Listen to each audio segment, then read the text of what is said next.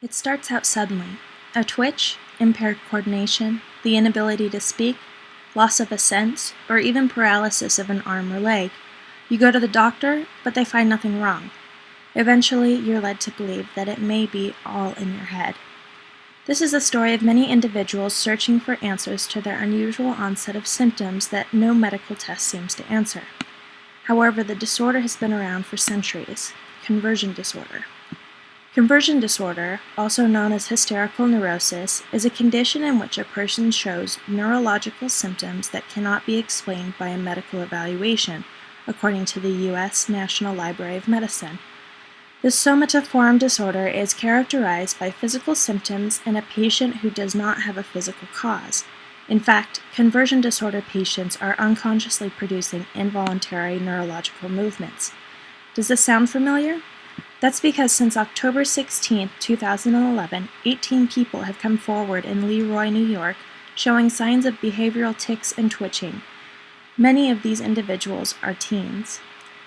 It is still unclear as to what specifically causes conversion disorder in patients, but there are several risk factors to become aware of, including physical or sexual abuse, economic difficulties, being exposed to a traumatic or stressful event, a history of personality or psychological diseases, or having family members with conversion disorders or other chronic illnesses.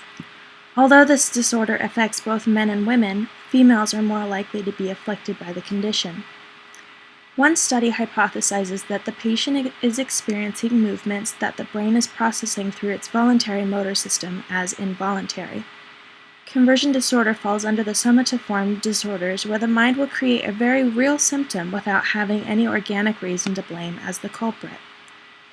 Scott Mendelson, a consult liaison psychiatrist at Roseburg VA Medical Center in Roseburg, Oregon, recently wrote, "The disorder is thought to be driven by a subconscious attempt to convert a strong, unbearable emotional or sexual thought into something more socially acceptable. It's astonishing how many individuals uncritically accept magical powers of the mind over the body and the material world, such as the laws of attraction, The Secret, and other such nonsense, but are unwilling to accept the well-established fact that fear and anxiety can distort perception and create delusion. Unfortunately, during episodes of mass hysteria, the absurd becomes plausible and the scientific becomes suspect." According to the Mayo Clinic, it is best to seek medical attention as soon as you start to have any symptoms that are possibly caused by conversion disorder. For many individuals, it is therapeutic enough just to hear that there is no serious health problem at hand, but seeing a specialist can assist patients in learning how to cope with future flare-ups.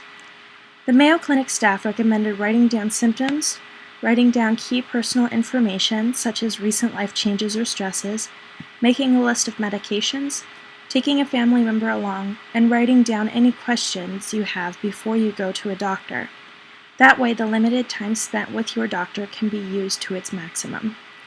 For more information, visit the National Institute of Mental Health, the National Alliance for the Mentally Ill, American Psychiatric Association, or National Mental Health Association.